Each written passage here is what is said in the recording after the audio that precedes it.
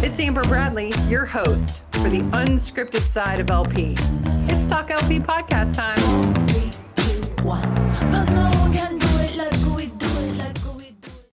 What's up, TalkLP fans? It's a podcast time. Amber Bradley, your host, premiering a new series this week, which I'm super stoked about. It is called In Other News, which really leads me to be able to have anybody on that I would like, which is kind of the case anyway. But in other news, we're stoked to welcome my now good friend, John Franchi, former CIA guy, which I love, probably the closest one to 007 that I'll ever know in my life. John, welcome to the podcast Hot Seat in Other News. Hey, Amber, how's it going? Thanks for having me. Okay, so I know you don't like doing this, but I told you had to, is to give the listeners a little bit of background. Obviously, you have been my go-to speaker for a lot of events that we've done, RLPSA, Apex in the past, but you got to give a little background. I know it's like top secret classified. I'll probably say classified a couple hundred times in our time together over these couple weeks, but super cool. Former CIA, tell us a little bit of background. Don't make me read it because it's interesting. Well, classified now is relative, right? So you only have to you only have to be an airman from the Air National Guard of Massachusetts, and you'll have access to some of the nation's top secrets that you could put on your Minecraft post. We've got to get to that because that's nuts. Oh my God! But I'm not letting you out of your bio. Nice try though. Okay, damn, I tried. Okay, so again, John Franchi, I did 29 years at CIA. I was an operations officer during that time, mostly overseas, Middle East, served throughout the Gulf. I'll go backwards. I did Syria for 3 years. I was in Yemen for a couple of years, other war zones in North Africa, Egypt, where else was I? Jerusalem, ran operations in Jerusalem, Middle East, Bahrain, and then it's all those really calm places. Well, the thing is, I did it all backwards, right? So you're supposed to do the bad places first and the good places last. And I started in Abu Dhabi and I ended in Syria. So, but I will say that I didn't break any of them. They were either broken when I got there or well after I left. They were actually doing pretty well. So it was an amazing career. I was really fortunate to have those opportunities to do those things for the country. And it was hard. It was hard retiring, honestly. So you retired from there, which means that you're a legitimate guy. You're not like, oh, I was there, I interned there for 2 months, and now you're claiming to be the CIA guy. Yeah, no, I got the T-shirt, so to speak, and the hat. So, but it was fun. I mean, again, amazing people, and that's the thing you realize is there's a lot of people out there doing a lot of hard things. And I'm not going to say that I, did all of them, but I had my fair share, but there's amazing people, amazingly talented people that are doing stuff even this day, trying to help keep the country strong and make sure our leaders have the information. Now, whether the leaders do anything with it is another matter, but making sure they know what's going on there. So like the thing we were joking about with the classified, I mean, it's sad when you see things like that because how hard it is to be able to get those insights. And to me, that was really frustrating because it's not the fact that the kid had access to the information. If you have a need to know, you have a need to know. What was really frustrating to me is why do we have to tell everybody when we screw up, right? Like, can't we just play the game? When we went out there and told everybody in the world that, this kid actually did release secrets and he put them on GameStop or whatever the hell it was on. Yeah. We basically validated all that information. So all these countries now that we're wondering, is this information by the Americans? Are we trying to influence this? Is this information from the Russians? Now everybody knows it's legit. Like we're not good at the whole disinformation thing, I wouldn't think, right? Because if that did happen, wouldn't it be better to be like, oh man, this guy just put out all this stuff that isn't true and we didn't, it's hilarious that you guys think it's true. Oh my God, exactly. I mean, we are not good at that kind of stuff. There's a great book. I think I've mentioned it in a couple of the talks, Quiet Americans by Scott Anderson. And he talks about how the Russians have basically eaten our lunch since OSS days.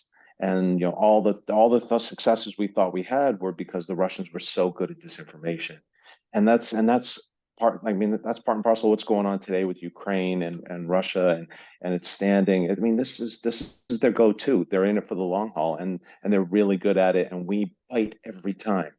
I feel like Bart Simpson sometimes. I feel like maybe don't. It's like got us Like, again. so when you say they're really good at it, it's like being a person that hasn't obviously had. Well, I'm not an airman, right? So I don't have the top classified clearance. Exactly. I mean, which honestly has everybody scratching their head when you want to be like, does everybody get it? They hand it out like candy, not to down the airmen. Obviously, I have no idea what that entails, right? So Yeah. maybe makes sense, but for a lay person, it's kind of like, what? Yeah. Well, it makes sense in the overall context of how the structures are set up. Look, he had a background check. I'm sure if he had, the senior most accesses, he had a polygraph. His background check was clean. He was just a dumbass, right? And So did he mean to do it? He's like down with America, or he was just like, oh, whoops. I mean, I don't think so. I mean, based on everything I've heard, it was he wanted to show off to his buddies. Hey, look at the cool stuff I have access to, and he trusted that his buddies weren't going to share it beyond their little Discord group that was, with Minecraft or whatever game they were playing. So, I think, it's. I don't think he's a spy. I don't think because if he was a spy, why would you be that dumb about it? I don't. I just don't see it. Spies are better than that. Well, they should be. I mean, no, but I don't see it. Like he had a need to know based on his job in the Air Force, and some people have asked me like, why does the Mass Air National Guard have access to top secrets of the United States? They're a reserve element, and I think what a lot of people don't realize is a lot of the fighter missions that are flown in war zones and in support of those things are flown by Air National Guards. They get called up. When I was was in Qatar, a lot of the units that I was working with were reserve units that were called up for 3 to 6 months and working. So which I thought initially I was like, that's strange, but there's just so much mission. There's not enough active Air Force or active Army or whatnot to be able to do it. So it makes sense in that regard. That kid was, I think was like an IT. He was in charge of IT for the base, so he would have access to all those things. So what's going to happen to this kid? He's going to be thrown into the bottom of the depths of the prisons, or what's going to happen to him, do you think? I think they're going to have to make an example of him, right? Because again, I think we should go back to public square hangings. Don't you I don't think? think I think he's well. I in a way I feel bad for his family, right? Because his family's going to now you're catch a making lot of me this look too. like an asshole. No, Good for you. I mean, you want to Good for you. string him up. No. Well, look, maybe we'd have people rethink this stuff that's going crazy. Well, this whole world's going crazy. So I'm like, let's back it up. I don't know, maybe some medieval torture devices. I don't know. We don't torture. Remember that. Okay. So, but no, look, the thing is, he has to be made an example of, because you can't have this happening anymore. And I think it's almost as much cultural for this generation to realize how serious the access is. This is not a game. This isn't, I want to show my buddies how cool I am because I've got access to Ukrainian and Chinese and all this super sensitive intelligence. Isn't that neat? You guys will like me more. It's not, it's not like that. You remember the movie Stripes, where Bill Murray, then was it John Larroquette brings in the girl to see the EM-50, the super secret thing, and he wants to show up, right? It's not. This isn't a movie, and I think people have to understand that if they're going to be given those authorities and those responsibilities, it really is. It's significant. I mean, access to classified is not something that, and so the fact that we have 1 million people who have access to classified, that's been a problem. That more and more people have gotten access over the years because the missions have grown, because it's gotten more complex, because communications is more involved, because just government's gotten bigger. So more people need to have it. And I mean, I don't necessarily have a problem with that. It's just you got to manage it better, and you have to make sure that people understand what they're not supposed to do. And I guess now you have to tell people, don't take photos of classified and put it on game websites. This is not something to increase your likes. Exactly. The thumbs up. So, yeah, he'll be going away for quite some time, and it's that is sad for his family. It is. Yeah, I said it. I said it last. I'm sure they had no idea what was going on, and then all of a sudden the FBI shows up at your front door, and your son gets 22-year-old son gets taken out. Right? I mean, maybe they should have an age like limit. Like it's like anyone No, under 25 shouldn't have this stuff. no, because like I remember when I joined the agency, I was raised in Catholic schools where you respect your elders, right? And so your elders are always right until I started working and I realized my elders weren't necessarily smarter than me, right? And you have to be Oh, careful with great. that. It's just like, damn, like so much for that. I can be respectful, but I don't have to listen to them. But like, I don't think that's it. I think it's you just got to make sure that people understand and continually understand the responsibilities that they have.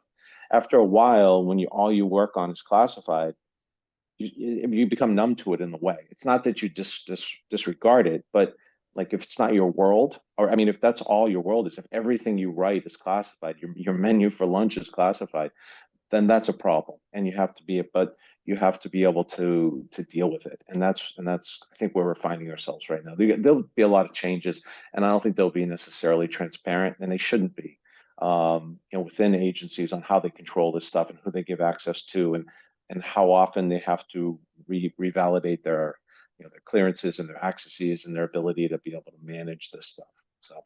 Yeah, so we've established so far in this podcast that I obviously have a problem with young people. I'm up for public square hangings. See, you're coming out as the nice guy on this. You did the Oh C. no. You're CIA mind melding me already. Okay, all right. Let's talk about your update. So you put out an update weekly about the inner workings, like it's like behind the curtain, but not too behind the curtain because you've got people that want to make sure you're not giving up the gold. But um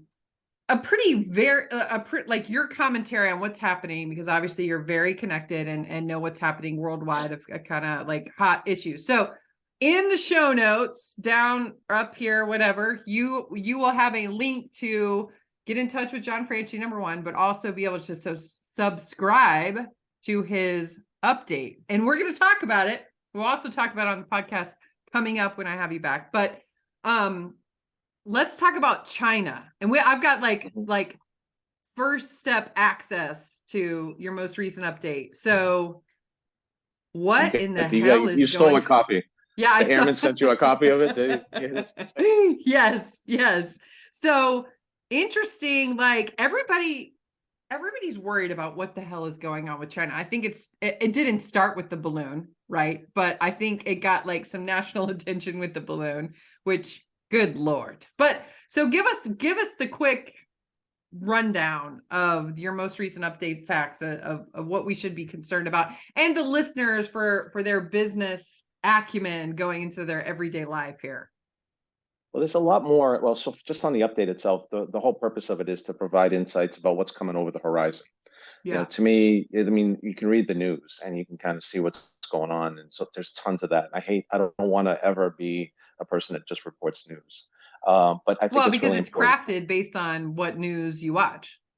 Well, and plus, and exactly, if you're Fox News, if you watch CNN, if whatever you watch, it's all politically skewed one way or the other. I'm not, and I always try to take this kind of agnostic. I really don't care. I just care about the country view of things. And that was when I was in the agency as well. You just don't want to be one way or the other, because then people will just take an opinion away from that as opposed to take the facts away. So to me, that's important. Like this thing on China that I just put together, and talking to, friends in Washington and some other friends, it's again, none of it's classified, none of it's anything like that. But it's meant to do is to say, like, look, we need to wake up, as a country. And I think a lot of it is, and I've said this in a couple, like at Apex and a couple of speeches, where we're really not good at keeping our eye on the ball, or we're really not good too about thinking long term. We tend to forget we're not very good friends out there, and we don't focus on the bigger picture. So, like the Chinese, and listeners have probably heard this a million times. The Chinese always play, for generations. Their plan is 100 years long, and it's a great soundbite, but no, it doesn't really mean much to people. But now it's starting to manifest itself, and we're starting to see this. We're starting to see the Chinese, this thing with the police stations that there was some arrests made in New York where there were these secret Chinese police Yeah, stations. what is that? There's no secret that these things have existed, right? The Chinese have been very active in our country for decades, on a whole number of fronts, and just growing their communities. They leverage their communities and they keep an eye on it, especially since '88 when they had the Tiananmen square issues. But the police stations, quasi police stations, basically monitoring what Chinese people are doing in the United States, what messages are they sending out, how can they control them, how can they influence them, how can they scare them. Like a lot, I mean, some Russians do this a very similar thing. Not that they have police stations here, but they want to get control over their communities so that they can't hurt them back home. And so that's what this is. And now it's even caused the French and the Germans are starting to look and to see like what the hell's going on with the communities here. And the joke in the agency and foreign service was always anywhere you get dropped in the world is going to be one of two things that you see first: the Chinese restaurant and the Lebanese restaurant. Right? My wife's right here, and I love Lebanese restaurants overseas. They're actually really good. But because the Chinese get in there, and if you wanted to know, if you not want to know like what's going on in the community, especially the Chinese community, go to the Chinese restaurants. That's where they all hang out, right? And I think what happens in the United States is we've seen over the years they've built up communities, right? Very strong communities. They have chambers of commerce. There's trade associations that they have. The government is really kind of sponsored as well, or really encouraged, and those have become part of the community, right? And those are things that politicians go out and they court them. They provide support to local politicians, and that's the fear is that the Chinese are using these organizations, and a lot of these people are Americans now, right? Because over time you just get the citizenship. So they're going to use these things to provide insights to them, to gain influence, to gain access to information, right? So that they'll have their people go, and we've seen this. The Thousand Talents program is one of them, where they're basically leveraging the Chinese communities to send back insights, intellectual property, and also all this talk about them stealing stuff. That's where a lot of that comes from. When you go to national labs, or you go to big universities, you see very big, presences of Chinese students there. And I've got nothing against that. But at the same time, what are they there for? What kind of research are they doing? And what are we giving them access to? And are they getting access to these things? So all of these things are starting to become more aware and being seen in a nefarious way, which is, how they should be. But it's also stoking the flames between the two countries. And yeah, because what you're saying, though, really quick, though, it's not like unproven, right? That when you're saying, look, Chinese students, because I can hear, the driving, oh, here we go with the, and it's like, okay, hang on a second, right? I mean, what you're saying is not unproven in the fact that, when you have Chinese students in labs researching at some of our top Ivy League universities, right? I mean, that they are sending information back, right? It's not like, they may be. It's not a guess. And they may be. Not all of them are doing this. The thing is, we tend to focus on one or two or three things, right? So now we're focused on the police stations. We were focused on the balloons for a while. The balloons seem to have gone away. I don't know if it's because we blew them up or they were just not looking anymore, right? But we tend to focus on one or two, three things. We're not really good at looking at things kind of strategically, holistically. And there's a whole bunch of different lines going on here. Like if you just talk about the Chinese in the United States, because they've been able to insinuate themselves into our communities. I mean, they are part of our communities, right? I'm not saying that they're all going to one day turn and we're going to become China, but they've got these inroads in different places that they can tap into if they need to. And this is a dream. I mean, if you think about it, if you're sitting in China, you're the president, and you're like, okay, we got 2 million people or 3 million people in the United States in all of these positions. Those would be the first person I hit up if they have, if they're first generation Chinese, to see if I can gain access to things. I mean, as an intel person, that's what I would look for. Now, it doesn't mean they're all going to do it. Maybe a couple do it, right? But still, and we've seen, when you look at the F-35, they stole the plans. The F-35 did. The aircraft carriers, like a lot of things look the same. It looks like ours, because it's our plans. They're very, very active in that front. They're very, very active in cyber. And they're consistently looking for holes in banking, finance, all of those things.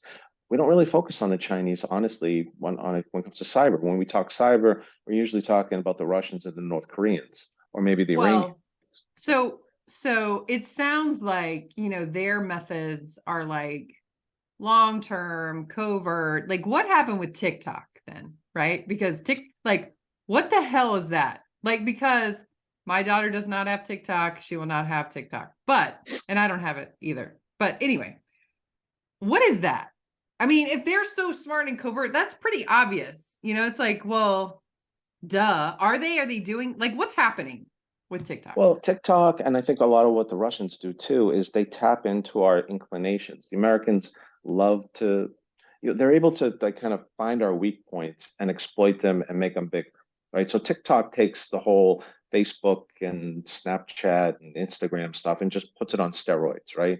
And it's really sucking kids in and really just playing with their heads and giving So them it's your access to belief stuff they shouldn't. it is a China Well, in-depth spy. They're spying on everybody with the I phones. Like don't what's going I on? don't know if they're I don't necessarily know if I don't think they're necessarily spying on everybody. Look, the whole thing here too is it's hey, you're setting in place like a structure, a foundation for maybe later you want to use it to exploit, right? But for the beginning, you have to like right now, if I was China, the last thing I would do would be trying to exploit TikTok because every government agency and every US entity is going to be like pouring through it looking for where's the link to China, where's how are they getting information in or out or whatever. But look, we're Americans, we do it to ourselves.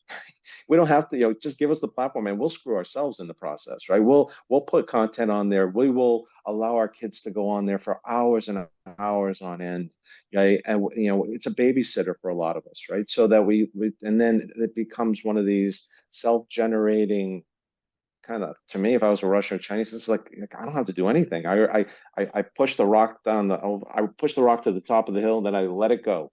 And the Americans are just letting it go, and the hill is really long, right? Why is And it's that? just Right? speeding. I mean, it makes us feel so dumb. Like, why can't we be like the Russians, like super good at all the misinformation and we're the ones with all the strings of around the world? Like, what is that?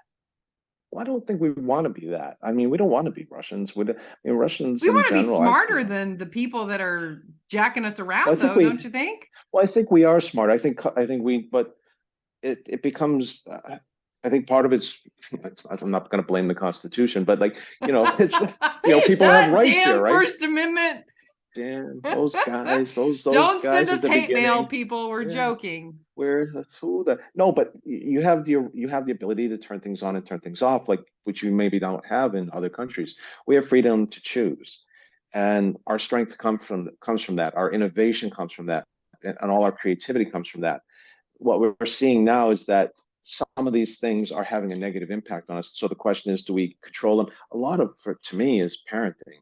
The job of a parent is to put controls and to try to limit what their kids are doing and make sure they're only exposed to the right things and not exposed to the wrong things. And I think I remember when I was a kid, like TV was your babysitter, right? So you'd sit there, but you only had four channels. Right now, it's your So you phone. go You know, outside, and now that's not well, the case. and you go outside and play. Yeah. Right now, outside it's dangerous because the zombies are going to take you away. But like Well, we give I kids mean, as phones. a parent of a young kid right now, I mean, I feel It's that because frightening. you got human trafficking. I mean, I feel Hmm. like my kid goes for a walk down the street with the dog. She's going to be on the next human trafficking poster. I mean, yeah, that I might mean, be a yeah. little over the top, but Well, no, but it's true. Like it's mass shootings. I mean, places we thought were sacrosanct are now no longer that. So now you have to worry about if I go to a shopping mall in case there's an active shooter, how do I get out? Or my son's school, right? How are they going to respond to an active shooter or somebody coming in that's going to kidnap them? Or how are they going to deal with that? Things that when we were kids, we never ever thought about those kinds of things. And those were just not thought of. And so there's no sacred place anymore for us to be able to find respite that there was at one time. So I think when you look at TikTok and it's any of the social media platforms, I think it's I'm not as worried about China when it comes to TikTok. I think if we did a better job in parenting and controlling what our kids have access to and ourselves, then I think then a lot of those problems would go away and the ability of China or other countries to influence those would be much less. I mean, you know, that's not going to happen, unfortunately. But I think that you're going to start seeing some controls. I think right now they're banning it on government computers and things like that. Give better insights into how you do that. But all you need to do is set up a new platform, right? And then that'll be the next thing. I mean, kids, right? It's not trendy to be on Facebook anymore. That's something for old people, I guess, right? And then so Snapchat, like I'll ask my kids, what are you on? And they'll be like, well, we're on Snap. And I'm like, okay, well, like, what the heck is that? And they tell me what that is. But then it moves to TikTok, and then TikTok will be passe in 2 or 3 years because all the old people are on it, all the people in their Yeah, late that's all we 20s. So have to now it's do going to is be, if we all just get on it, then everybody, all these kids will stop using it. But okay, that's so right. We make it I've uncool. I've used this show really for all the questions I had for you. However, let me turn it around to like think about the audience, right? So we've got retailers from all different, levels on the loss prevention, asset protection, safety, risk, compliance spectrum here. So thinking about everything going on in the world and your most recent update with China, or and I had the other one up here, or other things, in what my folks listening to this are like, oh my gosh, retail. Like, is there one thing that, and I know I didn't ask you this to be prepared, but you've been in more stressful situations than this, but is there one thing that you would say, I've got of everything going on that I'm hearing in my intel, like retail, like, is it supply chain? Like, what should people be like? Oh, I gotta stay on the pulse of this, like to see where this is going. Is it elections? Is it, like, I don't know, like, what do you think my people should know about this week, about what's going on in the world? The thing that worries me the most, I think, with regard to retail would be um, the like domestic unrest and just the violence and the active shooters. I think we've already seen lots of active shooters. I mean, I think it's like one a week or one a day or something. I think that's going to get worse, and I think there's things internationally going to kind of cause it to get worse. Things that people aren't really tracking. The Middle East is set to explode again. The Palestinian-Israeli conflict is going to heat up I'd say, within a week or two, and you're going to see a third intifada start. So the Palestinian uprising against the Israelis, and that's not just limited to there. That has ramifications elsewhere. It also reverberates through terrorist groups that have been allowed to kind of reconstitute themselves. We haven't heard much about what's going on in that part of the world in quite a while because we pulled out of Afghanistan, so our people weren't getting attacked. But those groups, ISIS and Al Qaeda, are stronger now than they've ever been in West Africa, throughout the Asia, Pakistan, Afghanistan, Syria, and all of these places, Lebanon, Hezbollah. So, and we have seen that the southern border is susceptible to groups coming in. Those groups, their whole mantra is to influence these young kids through social media to take action. I can see that kind of increasing over maybe the next year or two, and that could have an impact on retailers because I mean, what's more susceptible? A McDonald's or a Wendy's. I mean, there's no security at those places. There's barely any security at Walmart's and Targets. So, and things have happened in all of those locations of shopping malls. So to me, that's something. The other thing is the supply chain. I think that's a tool and that's a lever that the Chinese can play. We're working right now very hard to build infrastructure to bring back manufacturing to the United States. So the CHIPS Act and all of these other programs. But I was talking to some people today. The CHIPS Act is a good idea. There's billions and billions of dollars out there, but there's limitations on how much investors can reap, how much profits can you have. So are we actually going to be able to build that manufacturing if we're tying the hands of the investors who are needed to make that happen? So it's going to take time. So we're still going to need the Chinese. We're going to need all of these other countries that we rely on. We're not going to be able to do it ourselves for some time. So while things are okay now, we were looking before. It was hard to get a car. It was hard to get a refrigerator. Okay, now all those things are more available. Well, that could change again pretty quickly if we let it, and if we take our eyes off. So if things start heating up with the Chinese, and I'm saying it's not that we should give them a pass, but definitely not.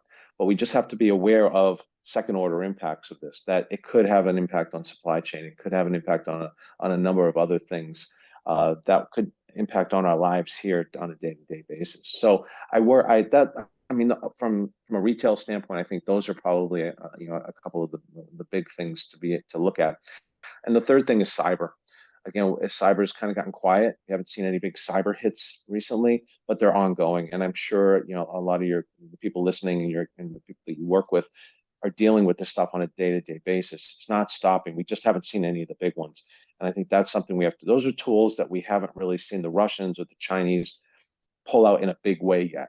And if if their backs are against the wall and they feel like there's no other options, why not do that? And it's not going to be to the point where they take out down the power on the East Coast or they take out everything we have, but in enough strategic spots, and if you take out enough nodes here or there, whatever, because they know where things are. I mean, they've been looking at what we've had for years.